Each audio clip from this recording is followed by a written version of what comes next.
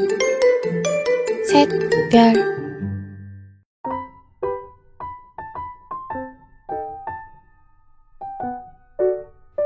Bismillahirrahmanirrahim. Assalamualaikum warahmatullahi wabarakatuh. Bertemu lagi dengan saya Hilda Nurul Hidayati, mahasiswa STAI Darut Tauhid Bandung, Prodi Hukum Ekonomi Syariah. Insyaallah pada kesempatan kali ini akan menjawab pertanyaan pengantar hukum Indonesia.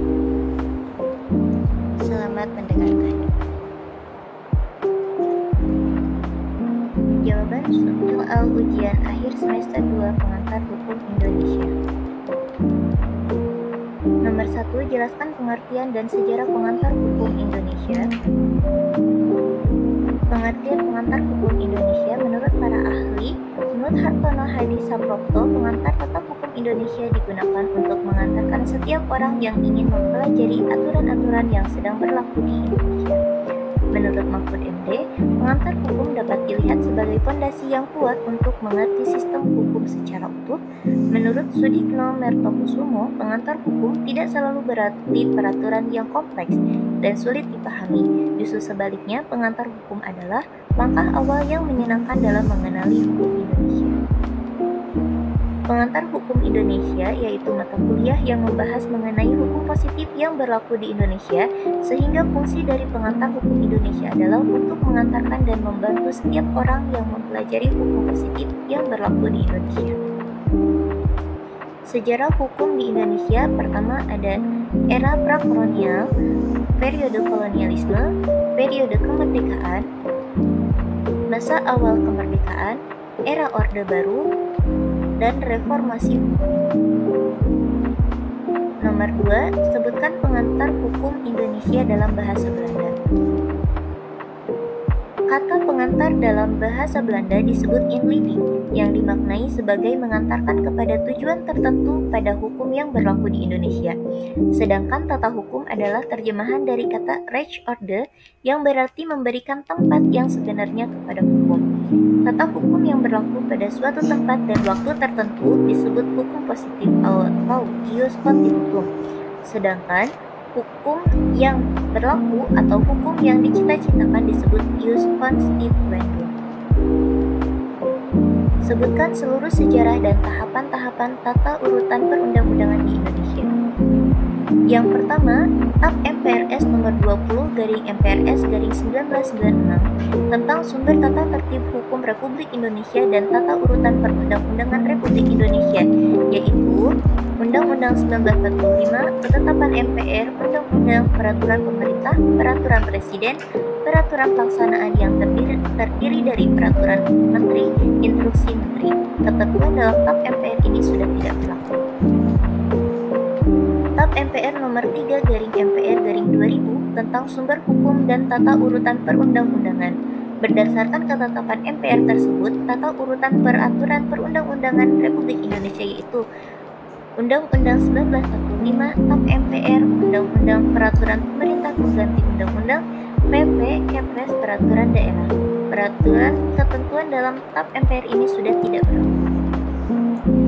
Undang-Undang Nomor 10 Tahun 2004 tentang pembentukan peraturan perundang-undangan. Berdasarkan ketentuan ini, jenis dan hierarki peraturan perundang-undangan Republik Indonesia adalah 1. Undang-Undang Negara Republik Indonesia tahun 1945, Undang-Undang atau PERPPU, Peraturan Pemerintah, Peraturan Presiden, Peraturan Daerah. Ketentuan dalam undang-undang ini sudah tidak berlaku.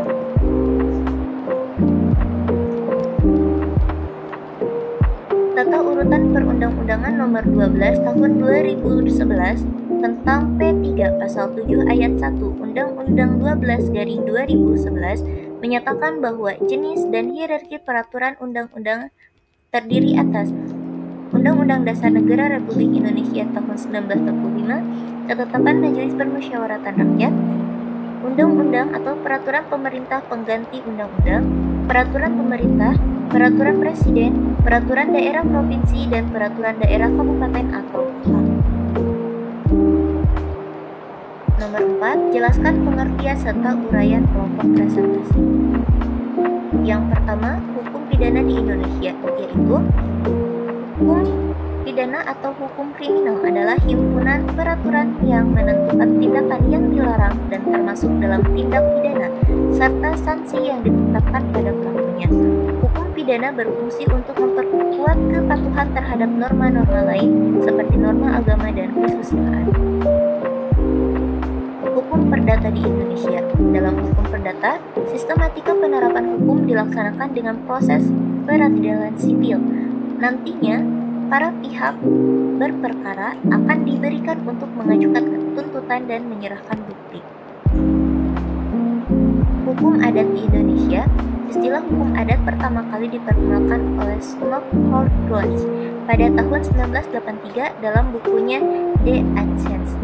Dalam buku itu dia memperkenalkan istilah adat Recht atau hukum adat, yaitu hukum yang berlaku bagi bumi putra, orang Indonesia asli, dan orang Timur asing pada masa Hindia Belanda. Hukum tata negara. Istilah hukum tata negara dalam terjemahan dari bahasa Belanda yaitu Staatsrecht. Staat berarti negara-negara, sedangkan Recht berarti hukum. Dalam Kepustakaan Indonesia diartikan menjadi hukum tata negara. Hukum tata negara adalah ilmu yang termasuk salah satu cabang bidang hukum ilmu, yaitu hukum kenegaraan yang berada di ranah hukum publik. Definisi hukum tata negara telah dikembangkan oleh para ahli sehingga tidak hanya mencakup kajian mengenai organ negara, fungsi, dan mekanisme hubungan antar organ negara itu, tetapi mencakup pula persoalan-persoalan yang berkaitan dengan mekanisme hubungan antara organ-organ negara itu dengan warga negara. Nomor 5, sebutkan dan jelaskan istilah hukum selama mengikuti perkuliahan PHI, baik istilah asing atau istilah Indonesia. Pada objek pembahasan dalam PHI, ada yang disebut dengan hukum, sumber hukum, sistem hukum, ruang lingkup hukum. Sumber hukum yaitu pengantar hukum Indonesia yang mengkaji sumber hukum yang berlaku di Indonesia. Sistem hukum yaitu struktur dan hierarki dalam sistem hukum yang berlaku di Indonesia. Objek pembahasan pengantar ilmu hukum Indonesia ialah tata hukum Indonesia atau hukum positif seperti HTN, HAN, hukum pidana, hukum perdata, hukum dagang, dan lain sebagainya. Sumber hukum Indonesia. Ada sumber hukum material, yaitu suatu keyakinan hukum individu selaku anggota masyarakat dan pendapat umum yang menentukan isi hukum yang dapat menjadi faktor untuk mempengaruhi pembentukan hukum. Pendapat hukum seseorang atau umum, agama, kebiasaan, hukum politik dari pemerintah. Perjanjian internasional. Perjanjian internasional telah diratifikasi oleh negara. Sumber hukum formil, bentuk atau kenyataan di mana kita dapat menentukan hukum yang berlaku, terdiri dari undang-undang, kebiasaan, jurisprudensi, traktat, dan doktrin. Sistem hukum di Indonesia berdasarkan unsur-unsurnya. Ada sistem hukum Islam, yaitu sistem hukum Islam menganut suatu keyakinan dari ajaran agama Islam dengan keimanan lahir secara individual yang bersumber kepada Al-Quran, Sunnah Nabi, Ijma, dan Qiyas. Sistem hukum adat. Hukum Indonesia dan kesusilaan masyarakat merupakan hukum adat dan adat yang tidak dapat dipisahkan dan hanya mungkin dibedakan dalam akibat-akibat hukumnya. Sistem hukum Barat mengacu pada tradisi hukum dari budaya Barat yang memiliki gagasan tentang pentingnya hukum yang berakar baik dalam hukum Romawi dan Alkitab. Sistem hukum nasional adalah suatu kesatuan yang mengandung unsur-unsur atau elemen-elemen atau bagian-bagian yang terikat dalam satu kesatuan dan saling bergantung atau